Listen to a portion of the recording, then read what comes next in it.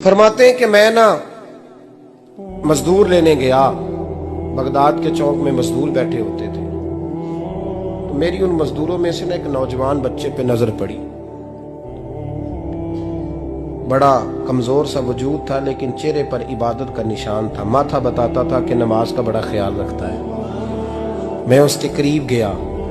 चेहरे भी बड़ा कुछ बताते हैं ना, चेहरों में भी बड़ी रानाई होती है। फरमाते हैं मैं करीब गया, मैंने उसको कहा बेटे मजदूरी करोगे? तो कहने लगा मजदूरों में बैठा हूं तो जरूर मजदूरी के लिए ही तो बैठा हूं। तो मैंने कहा कि चलो फिर। कहने लगा नहीं, मेरी कुछ शर्तें। मैंने कहा बताओ? कहने लगा पहली शर्त यह है कि लोग 4 दिनार दिहाड़ी लेते हैं, मैं 3 दिनार लूंगा। मैंने कहा यार बे तो बड़ी बेहतरीन है, बाकी भी इस तरह की रख ले। उसने कहा हुजूर दूसरी शर्त यह है कि मैं आपकी मुकम्मल बात मानूंगा, लेकिन जब अजान हो जाएगी फिर आपकी नहीं सुनूंगा। तीसरी बात उसने ये की कि हुजूर मैं आपके घर में काम करूंगा पर आपके किसी सवाल का जवाब नहीं दूंगा। कहते मैंने कहा यार तू बड़ा अजीब है, शर्तें तो मालिकों की होती हैं। कहने लगा जी बहरहाल मैं शर्तें लगा के जाता हूं। फरमाते मैं उसे घर ले आया, काम मैंने उसको बताया। तो जो काम मजदूर सारे दिन में करता है ना, उसने 2 घंटे में ही कर दिया। हमारे मजदूर सिगरेट पीने में भी तो आधा घंटा लगाते हैं, वो चाय पीने जाएं तो पौना घंटा। वहां उनको भी तो दयानतदारी करनी चाहिए कि नहीं करनी चाहिए? ने मुआहदा किया है ना जी, तो पूरा उतरना चाहिए ना। कहते 2 घंटे में। अब काम जब बंदा शुरू कराता है तो काम और निकल आता है। कहते काम मैंने उसको और बता दिया, वो करने लगा। उसने मिट्टी निकाल के रखी थी बाहर रास्ते में, तो अजान हो गई जोर की। उसने वहीं कुदाल छोड़ी कही और चलने लगा। तो मेरा बेटा कहने लगा इसको जरा बराबर कर दो। कहने लगे चुप कर जा, तेरे बाप से बात हुई थी। जब अजान होती है तो मैं किसी और की नहीं सुनता, सिर्फ अल्लाह रसूल की सुनता हूँ। कहते मस्जिद चला गया, नमाज पढ़ के आया तो दोपहर का वक्त था। मेरी बीबी कहने लगी इसको को खाना खा ले। कहते हमने कहा खाना खा लो। तो कहने लगा मैंने रोजा रखा हुआ, रमजान भी नहीं था, नफली रोजा रखा हुआ।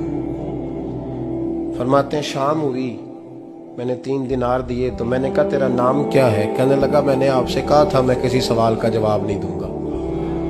तो वो चला गया। अगले दिन मैं फिर लेने गया उसे, काम कुछ और निकल आए। तो लोगों ने बताया वो सिर्फ हफ्ते वाले दिन आता है। मैंने कहा क्यों? कहने लगे जी वो कहता है मेरा हफ्ते का खर्चा 3 दिनार है। जब 3 दिनार कमा लेता हूं तो बाकी सारा टाइम अल्लाह रसूल की जिक्र में गुजार दिया करता हूं। फरमाते हैं जी अगले हफ्ते मैं फिर लेने गया। मैंने पूरा हफ्ता इंतजार किया कि काम उसी से कराना है। मैं जब गया तो मैंने कहा चलो। कहने लगा मेरी शर्तें याद है ना? और मैंने कहा याद है भाई, साथ चल। फरमाते हैं काम कराया। 2-3 हफ्ते वो आता रहा। एक हफ्ते में गया तो लोगों ने कहा हुजूर आज नहीं आया। क्यों? कहने लगे बीमार हो गए। कहाँ घर है? कहने लगे बगदाद के कब्रिस्तान के पीछे जो कच्ची आबादी है उसमें रहता है। फरमाते मैं गया, दरवाजे पे दस्तक दी तो कहने लगा हुजूर आप हैं? दरवाजा खोला है, आ जाइए। फरमाते हैं मैं अंदर गया तो मैंने कहा तुम्हें कैसे पता चला मैं आया हूं? कहने लगा हुजूर अल्लाह वाले हो, आप नहीं आना था, वरना अमीर तो गरीबों का पता लेने कोई नहीं आते। कहते मैं करीब गया तो कहने लगा मैं आपका इंतजार कर रहा था, तेज बुखार है, तप रहा। जेब से कुछ पैसे निकाले। कहने लगा ये पैसे रखने। एक अंगूठी निकाली। कहने लगा हुजूर आज रात को मेरा इंतकाल हो जाएगा, इन पैसों का कफन खरीद के सुबह जनाजा पढ़ के मुझे दफन कर देना, और जब दफन करो तो ये अंगूठी लेके असर के बाद हारून रशीद के पास जाना। आप उसे कहना मैंने मिलना है, पर वो आपको टाइम नहीं देगा। आप उसको आवाज दीजिएगा कि तेरी एक अमानत है मेरे पास। फिर वो आपसे मिलेगा तो अंगूठी दे दे, फिर आप मेरी तरफ से फारिग हैं। हजरत फरमाने लगे तेरा नाम? और कहने लगा हुजूर वक्त थोड़ा है, आज रात मैंने जाना है, बड़ी लंबी माफी मांगनी है रब करीम से। अगर मुनासिब समझे तो मुझे अपने रब से तन्हाई कर देने। फरमाते हैं मैं आ गया, पर उसकी बातों ने मुझे सारी रात सोने नहीं दिया। फरमाते हैं सुबह बड़ी मुश्किल से सूरज निकला। मैं गया, दरवाजे पे हाथ रखा तो दरवाजा खुला हुआ था। अंदर दाखिल हुआ तो खुशबुएं मेरा इस्तकबाल कर रही थी। जब चेहरे से कपड़ा हटाया तो उसका तो इंतकाल हो चुका। इंतकाल हो चुका है, ऐसे है जैसे किसी का दीदार करके सोया। कहते मैं तो 2 आदमी ले गया था जनाजे पे, पर पता नहीं दुनिया किधर किधर से आई, कहां कहां से। अखां जदों मीटियां जमाना मैनू रोवेगा, अपना ते अपना बेगाना मैनू रोवेगा। फरमाते हैं मैं तो 2 बंदे ले गया था, पर पता नहीं मखलूक कहां कहां से आई। जनाजा पड़ा, दफन किया। हारून रशीद के पास में असर के बाद गया, मैंने बुलाना चाहा पर बादशाह था, मेरी तरफ देखा ही नहीं।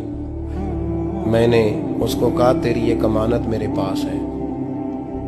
फरमाते हैं वो मुझे कोने पे ले गया, क्या बात है, कमरे में बुलाया, मैंने अंगूठी दी।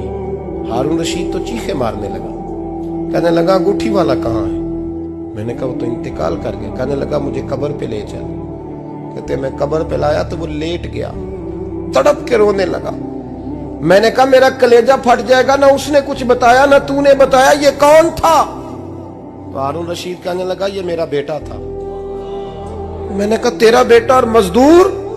कहने लगा हुजूर ये हजरत दाऊद ताई के पास बैठा करता था, उनका मुरीद था, मुझे रोज कहता था अब्बा तूने बड़ी दुनिया इकट्ठी कर ली है, मरते वक्त तुझसे टांगे समेटी नहीं जाएंगी, इतना हिसाब नहीं तू दे सकेगा। मैं इसको समझा देता, इसकी अम्मा समझा देती। ये रोज हमें कहता छोड़ दो, आ जाओ अल्लाह रसूल की बारगाह में झुक जाएं। हम समझ। एक दिन ये चला गया, कहने लगा फिर तुम्हारा रास्ता और है और मेरा रास्ता और है। ये सोने की अंगूठी गलती से इसके पास रह गई, गलती से हीरे की अंगूठी चली गई। कहने लगा देखो मेरे बेटे ने आज वो भी वापस कर दी है। फिर तड़प के कहने लगा हारून रशीद था तो ये मेरा बेटा, पर मेरा मुर्शद निकला, मेरा पीर निकला। भाई जिंदगी तो बड़ी थोड़ी है ना। बाबा साहब ने कहा था उठ फरीदा सुत्या, और दाढ़ी आ गया पूर, अग्गा नेड़े आ गया, पिछा रह गया दूर। उठ फरीदा सुत्या, खलकत वेखन जा, मते कोई मिल जाई बख्शिया ते तू ही बख्शिया जा। उठ फरीदा सुत्या, झाड़ू दे मसीत, तू सुते रब जागदा, तेरी डाडे नाल परीत। मेरा रब हमें भी अपनी बारगाह में कबूल फरमा।